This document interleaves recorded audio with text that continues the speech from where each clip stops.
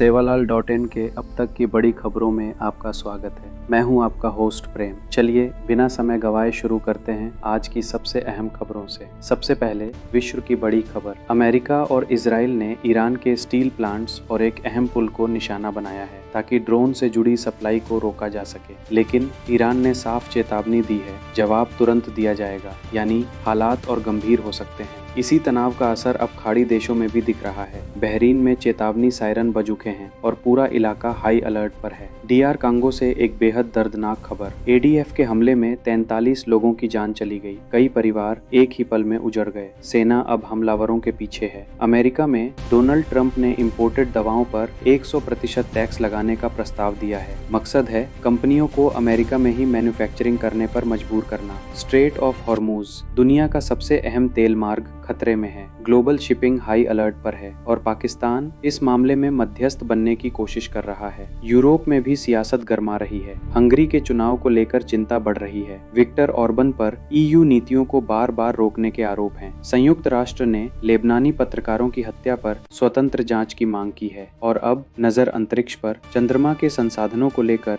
दुनिया भर में चर्चा शुरू हो चुकी है। कई कंपनियां 2027 मिशन की तैयारी में हैं। अब बात करते हैं भारत की। रक्षा मंत्री राजनाथ सिंह ने INS तरागिरी को नौसेना में शामिल किया है। यह एक आधुनिक स्टील्थ युद्धपोत है जो भारत की समुद्री ताकत को और मजबूत करेगा। प्रधानमंत्री नरेंद्र मोदी ने कहा है, जन विश्वास विधेयक लोगों की जिंदगी आसान बनाएगा क्योंकि छोटे अपराध अब अपराध की श्रेणी से बाहर होंगे। मालदा हिंसा मामले की जांच अब NIA करेगी। इससे मामले की गंभीरता साफ दिखाई देती है। सरकार ने ग्रामीण आवास योजना के लिए अतिरिक्त फंड मंजूर किया है। लक्ष्य है साल के अंत तक सबके लिए घर। भारत और रूस के बीच ऊर्जा और व्यापार को लेकर अहम बातचीत हुई है। संसद ने CAPF से जुड़ा नया कानून पास किया है जिससे सीमा सुरक्षा और मजबूत होगी। भारत का डिजिटल मॉडल अब दुनिया में पहचान बना रहा है। 15 देश इसे अपना चुके हैं। और एक जरूरी खबर, देश के कई हिस्सों में भीषण गर्मी आने वाली है। IMD ने रेड अलर्ट जारी किया है। कृपया अपना ख्याल रखें। आंध्र प्रदेश में अमरावती अब आधिकारिक राजधानी बन गई है। पश्चिम बंगाल के मालदा में तनाव अभी भी बना हुआ है। सुरक्षा कड़ी कर दी गई है। गुजरात में नए सेमीकंडक्टर प्रोजेक्ट की शुरुआत हुई है और कई बड़े प्रोजेक्ट लॉन्च किए गए हैं। तमिलनाडु और केरल में चुनावी माहौल चरम पर है। नेता लगातार रैलियां कर रहे हैं। पंजाब में किसानों के लिए ग्रीन सब्सिडी की घोषणा हुई है ताकि पराली जलाने की समस्या कम हो सके। शेयर बाजार की बात करें, आज बाजार बंद रहे लेकिन कल बड़ा झटका लगा। सेंसेक्स और निफ्टी 2% से ज्यादा गिर गए। 11 लाख करोड़ रुपए की संपत्ति खत्म हो गई। इसकी बड़ी वजह रही तेल की बढ़ती कीमतें और वैश्विक तनाव। विदेशी निवेशकों ने भी पिछले 30 दिनों में 1 लाख करोड़ रुपए से ज्यादा पैसा निकाला है। सोना और चांदी, सोने की कीमतों में हल्की गिरावट आई है लेकिन अभी भी रिकॉर्ड के करीब हैं। दिल्ली में करीब 1,49,120 रुपए और चेन्नई में 1,50,000 रुपए। चांदी 8,000 रुपए गिरकर 2,50,000 रुपए प्रति किलो पर पहुंच गई है। इसकी वजह है निवेशकों की मुनाफा वसूली, लेकिन अनिश्चित माहौल में सेफ इन्वेस्टमेंट की डिमांड अभी भी बनी हुई है। तो ये थी आज की बड़ी खबरें। आप क्या सोचते हैं हमें जरूर बताएं।